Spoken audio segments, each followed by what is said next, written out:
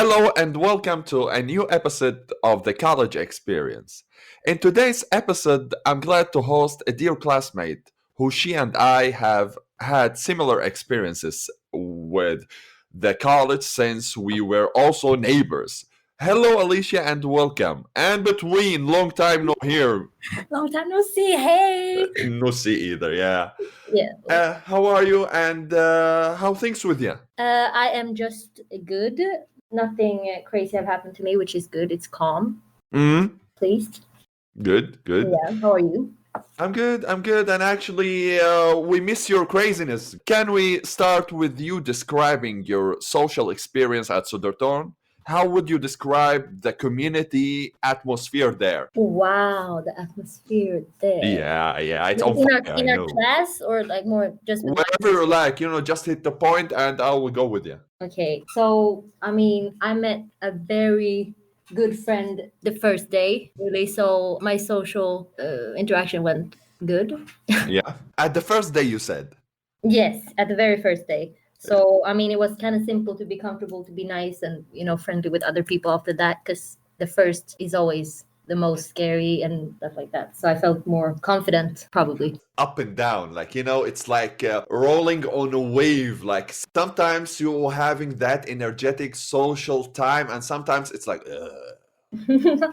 Well, I guess every relationship is like that. So yeah. Okay.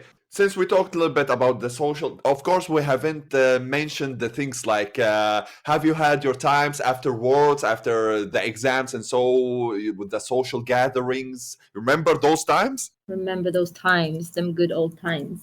Yeah. Come on, we're not that old now. Well, I turned 25 not long ago, so Yeah, I'm gonna turn 30, so 5 years, come on. True, 5 years. I have to go crazy. Yeah. What is your opinion about the relevance of the given curricula there at Södertörn? How can the sort of education in Södertörn secure you in a position in the job market, let's say? I don't know if they can, but I'm very pessimistic, if that's negative, about it too, maybe, because I feel like it's just so broad and it doesn't really give me any concrete tools, practices that I can use or that I can say that I know of, even in my applications. It's like, okay, what stuff can you do, basically? And I'm like, well, I'm a good person. Ironically, yesterday Roberto called me to be the representative for the English because there were students, and they were welcoming them, and he told me to come to hop in with them with faculty. So I was telling them, look, man, okay, you're gonna have some good time on your anthropological humane status, but don't dream to have a job. You're gonna end up like a freelancer or something like that. Well, you told him the truth? I told him the truth. And she behind me, no, don't believe him. It's 70% those who works with that thing. Yeah. Wow, in front of the teachers, you said he wasn't there. Well, everyone was there, all the whole faculty. So I looked at them. Don't believe them, guys. Okay. Yeah. They didn't say anything because they know it's true. It's more about how you present yourself in the market. Really? You're not an IT that their faculty give them one specific thing and then there is a specific job for them. No, I guess broad. Our major is broader than that. Yeah, it's true. It's too much for me because I wanted something. I wanted something broad, obviously, because I didn't know what I want to do or work with. Yeah. So it's good, but I thought I would have something to bring to this table.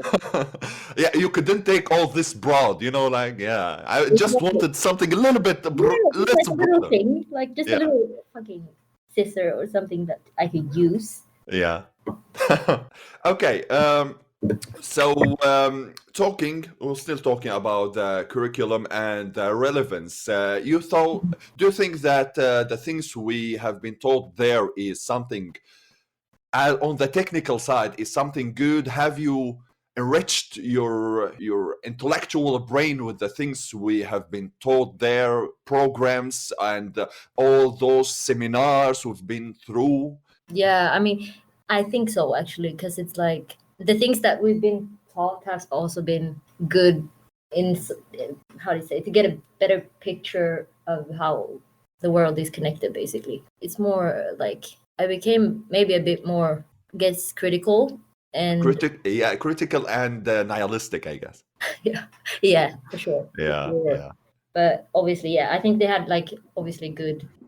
I think we read good things in the literature course with the English. I think it was interesting with the like kind of rhetorical thing we had in the English too, where we learned about the different figures of speech and stuff like that. I think that was interesting, but it's more like I can use that to sell myself to anywhere. It was indeed brain nurturing when it comes to marketing, and so I guess Yeah. And can you describe your relation with the staff and the college lecturers? Did you have any problem that you couldn't reach anyone at that moment?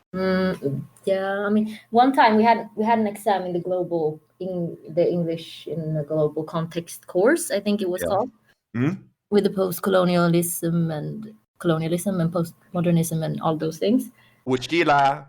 Yeah, exactly. And then I some of my papers apparently just disappeared, or they did something to fuck it up, I guess. So all my papers was gone, and I got my grade. And this time I was just so sure because I spent so many hours studying to this test. And well, so she said, I mean, I failed. I could see I failed on the grade.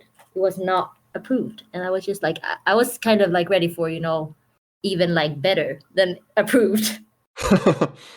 Yeah, so I was just so shocked. So I had to kind of like ask, how come, or like, can you give me more reasons for this or whatever explanation? And then I picked the papers up from like the place where you can pick it up, and it was not all my papers. So obviously they've kind of, how do you say, they've lost them, I guess. They lost them, but did she ghost you? So no, she did get sick or something. She was home for like a month, but I connected to Roberto, I think, and he helped me out a bit to get in contact with her from a different mail. And then she said, okay, well, some of your papers is actually gone, but I can also see that that you can get more points or whatever in your exam. So that was kind of a stressful time with the teachers, because I didn't want to do that again, because it was like a lot of writing. I think I wrote like 20 arcs of paper. So do you think that there is a type of miscommunication in the matter of media and communication? Is there a miscommunication with the lecturers and the students? Yeah. I feel like they were just absent so many times in the in the forums where you could chat to them, or like on their mail. I think that was weird, because it's like, this is your job, you're supposed to answer me. Yeah, but at school, my studies. And then sometimes I think there was one, they did not correct the tests in time or whatever, I think, and that was also like crazy. And I mean, I guess it's a communication problem, because they could have just told us like, okay, I fucked up, I'm going to be late on these tests, whatever, excuse yourself. That's a communication problem, because they didn't realize their own.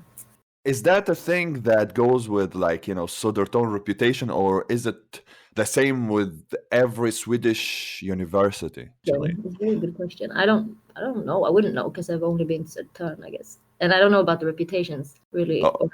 Sometimes, like when I remember that they needed a new projector in the English department and they couldn't afford it. Like, what am I now?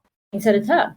Yeah. I remember this incident when Harriet told us that. No idea if she was joking around or was a real incident. No idea. I feel like it might have been true. The money issue is always, it's basically always a problem, I feel like, but maybe it's more clear there.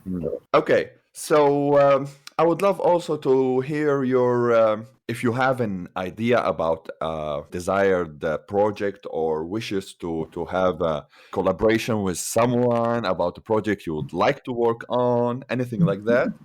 Wow, anything like that should be something like that. Yeah, is there any project in your brain right now, like processing? Not really, to be honest.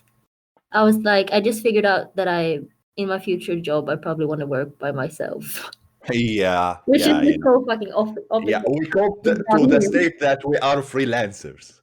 Yeah, true, but like still the projects and stuff, it's not like you do a whole project by yourself. I guess like, we didn't communicate or like having a sufficient interaction with our colleagues that it would come with a project, like from that, a result with the project. We didn't really have that thing, and we should have more, I guess. Yeah, well, I agree actually, but we were like, I feel like everyone was just there, just not without no idea of anything, basically. Oh, I got accepted. Oh, whatever. Yeah, basically like, okay, I don't want to work and let me study a bit, whatever. Yeah. But then I think our class was smart, and they seem to have a lot of like crazy hobbies. Crazy hobbies. Yeah. We really met nice people that they just disappeared because they Oh just no, dropped. they dropped off like dead flies. Yeah. Even me, like even I and Maggie were talking about like names that you know and I know, and they just dropped, and we never heard from them again. I know. Yeah. C'est la vie. C'est la vie. I would like to ask you the last question of this segment. It's about if you have any advice for incoming freshmen who would start at Södertörn. Do you have any advice for them? Okay, my first advice would be it's okay to it's okay, everything is okay. That's you should be calm when you go into your first day or first year. You should also be excited because you will meet many good new friends, so be open and don't be too like just make jokes and don't worry too much. Everyone is nervous. Yeah, chill and take a pill. Exactly. Take a chill pill. Okay.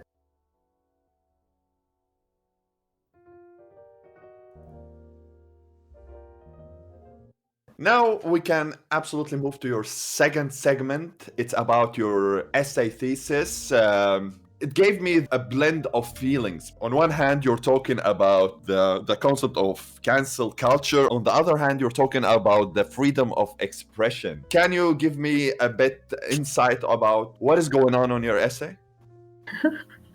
Well, first, when in the beginning I wanted to write about cancel culture just because there were so many discussions in the like let's say on Twitter or like on the media I was consuming were like that, always like speaking on it or just referring to it as a real thing. And then I was just like, okay, let me just use this opportunity to get to know the truth. What is this phenomenon? And then so I started from there, and then I kind of had to make it like work. I couldn't just speak about cancel culture because it's just not a thing. It's more like a social just reaction or whatever, or it's just like a way of expressing stuff in the beginning of its origin or whatever of the cancel culture term. But then it's like I had to connect it to something else. So freedom of expression was like the best to connect it to, obviously, since it's always this discussion whether it's okay to say this or whether it's not okay to say this, not according to law, but like according to what people think. Yeah, because I've been reading and you mentioned this detail in the law, that the law allow you to say whatever you like, but don't be dick about it. Yeah, obviously that's the moral of it all. Don't be a dick even if you are allowed to by like law. That's not really what I'm discussing still. I'm just like more about the principle and the different views on this and this particular matter, this tweet. And how do you think that Alexander Bard have treated the whole thing about the Black Lives Matter? Was he talking from their own good, or was he just being dick about it? Well, I mean, if you read what he says about what he meant, it is not about him being a dick about anything. He's just basically saying that there's obviously a deeper argument to what he's saying, because it's just basically clickbait on Twitter. So he just wanted a headline, but then also he had referred to a longer article, which I also use in my analysis. But it's like where he says more of a deeper issue with the democracy than what it is to say something that might offend someone, than to actually discriminate people for saying something. I don't know, like it's just really, he's turning it inside out basically. And he says like the real issue here is basically the young crazy women on on social media who spread these type of rumors and make these consequences of them canceling people are getting real, and that's what he's pointing out as the real issue with democracy. Well, it got real with him since, as you mentioned, that he got fired from SVT4 for that. Yeah, exactly. He was fired, and that was why that was just a good, well, Demonstration for the cancel yeah, culture. yeah, exactly. Yeah, and he was also mentioning, as you mentioned, like he's a liberal. So you discussed the matter of liberalism and neoliberalism from Mm. the eyes of John Milton. Oh my God, it's like John Milton here also, like the English poet who, we got that in the English B or something like that about I know. Obviously, I didn't remember that from the top of my mind. I was just reading something else, and he was mentioned in that same context where they were talking about liberalism and stuff. So it wasn't my own. Yeah, you were talking about liberalism from the side that it's the freedom of speech that you would go with the free market. As for the how you would mention your opinion about everything in life, but it's strange that you also mentioned the free market, and so he got fired from his job as well. Mm. Yeah, so I guess like back in the DS, the free market was more free than now. Now it's more like having those things that would affect you and your position. The lawyer of Weinstein, if you remember, and he was the dean of Harvard. They didn't like extend his contract because he was the lawyer of Weinstein. So sometimes the cancel culture can be having so bad or negative effects as well. Yeah. I mean, if it's negative or positive, I don't know. Sometimes maybe positive, but it's really just it's a very strong instrument that has no significance or like ties to our justice system, which is the problem. Yeah, yeah. And did you call those who defended Bird as neoliberal people or something else? Those who defended him, just defended him, I call them in this one because there's this ideal types categories accepting I mean at least not really liking what he says but just letting him say whatever he want to say, the person. And then Mhm, the third category is the one who's like just goes with the flow, the public, or what the masses, or the mhm. what's the right thing to do basically. So the ones that defends him are mainly people who are those second categories. They are called abyss redeemers, which are just like making it possible for him to say whatever. Mhm. Liberals, basically.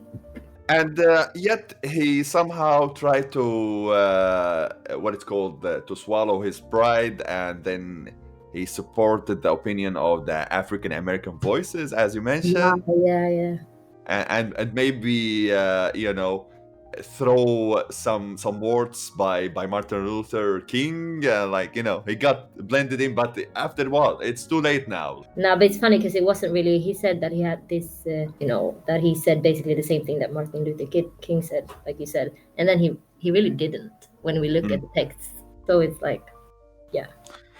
And I guess this is all coming from the mass pressure right now that is happening on social media. And you mentioned a couple of terminologies going with that. We are reusing some weird terminology like the witch hunt, the which Hmm. is like someone conducting some type of investigation against someone publicly, I guess. Yeah. And the also the lynch mob about people trying to exploit someone. Yeah, I mean, why? I think it always existed, but it may be now when we have this situation where we can be global and with the technique and it goes quick. We knows everything about everyone basically, so it's easier to be organizing yourselves in small groups because it's just easier because you can do it over the internet. And then Mhm. let's say organize, and then you can actually meet in person. Then you can build this organization, and it just becomes a whole like group of people against someone, and all they do is basically just in they're in their closed rooms, but those rooms are just easier to attend now. Yeah, So yeah, obviously there was always like that, and it's revolution too. So let's say good things have also come from people just kind of organizing themselves and going against something that they think is wrong. and this is basically what Nick Couldry was speaking about, I guess, in his book Why Voice Matter. Exactly, but also recognition, because let's say you speak and you say your truth and you're trying to change things, and well, what's the voice worth then if no one is listening? Yeah, right now you think that on social media, if you don't have that social capital, it's not worthy to tire yourself or to exhaust yourself in speaking anything, discussing any matter. Wow. Wait, that was. Can you say that again to me? Well, I myself didn't understand myself. Do you remember the thing about the social capital and Bourdieu talking about how the social capital determine whether your cause can be heard or not? Yeah. I guess anyone right now, he needs to look for refuge because some people, to be their voices heard, it takes Mhm. so much time, and at what cost? So Mhm. do we need to forget our causes and to stick up with some already existing causes on the internet, like, as a second option? Mm. I think obviously we don't need to do. No, everyone is not doing it, so that's why it's not.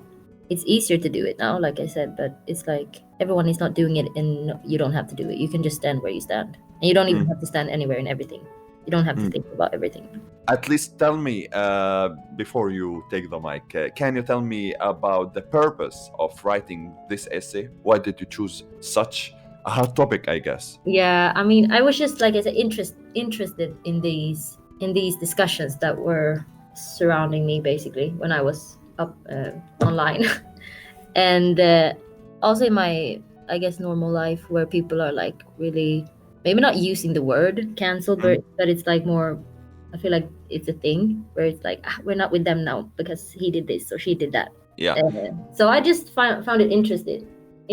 So I wanted to do something with it at least. And then obviously it got too complicated, even for me and for I guess for even for me, yeah, because it was hard. It was too stressful, but I made it. So I guess also canceling culture is something like it depends on where you stand, on which line you stand. If you are standing on the place you are being cancelled, because sometimes it is used to some and to some negative like things. It is used for some negative.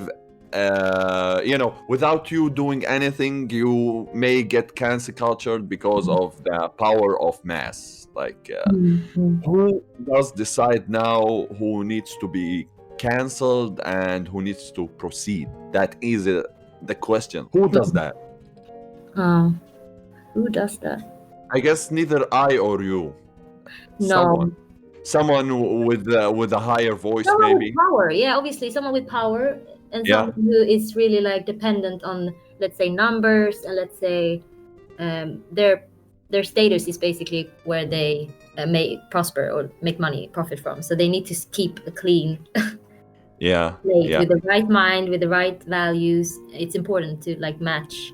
And regarding Fairclough three dimensions that he mentioned and you mentioned about the power that the one who is talking, what is the type of the power that this person can possess? The one who speaks, The one who speaks. let's say it's just like a bard, you mean the Alexander bard. Yeah, because he is somehow an influencer as well.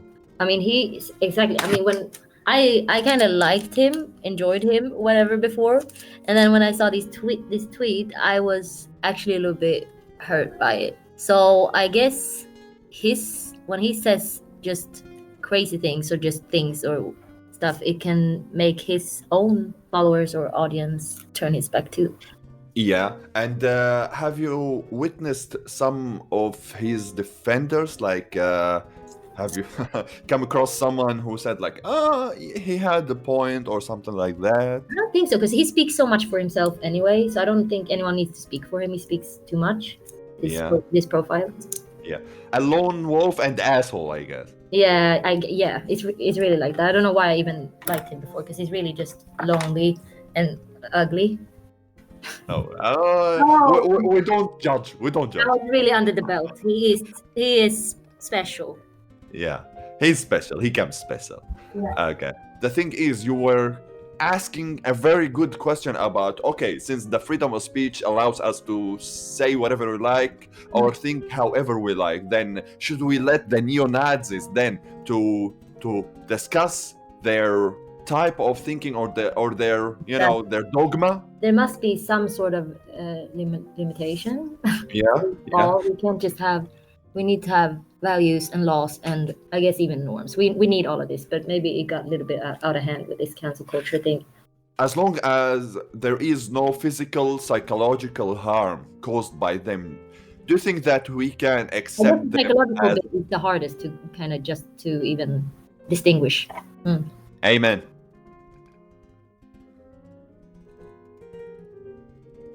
My side of the interview is done. Now it's you. The mic is yours. I would love to hear anything from you. I would love to hear. You want to sing, Alicia Keys? Sing. Oops, I dropped it. No, come on, Obama. Just say anything. Anything for the hell who is listening to us right now. They want anything from you. Do you want, if they want something from me, or if I want something, if they want? What do you want? What do you want? What do you want? Are we in this movie? This oh my god, the love movie that everyone watches. No, but seriously, if you are thinking about anything that you would like to have any collaboration with, or anything you would love to work with, or any final word, just spit it. Okay, let's say this. If you want me to write a book, or us to write a book, contact me. If you want us to draw a picture, contact me. If you want us to make serious music, you can talk to me and then I might answer. Well, that is the shit. And if you want to make shmoney, don't come to me because I don't know. We ain't spammers here. Okay. Yeah. Okay, it was a privilege to me actually to have you on this modest podcast, and I would love to to see you in real life now, girl. Like, been a long time. Okay. I mean, yes, 100%. And thank you for having me on your lovely podcast. You're always welcome. Mi casa es su casa. Come on. Love that. Now it's time to say farewell, and we'll talk soon. And I would love to say bye-bye to anyone still listening to us, and see you in the next episode. Bye. Bye.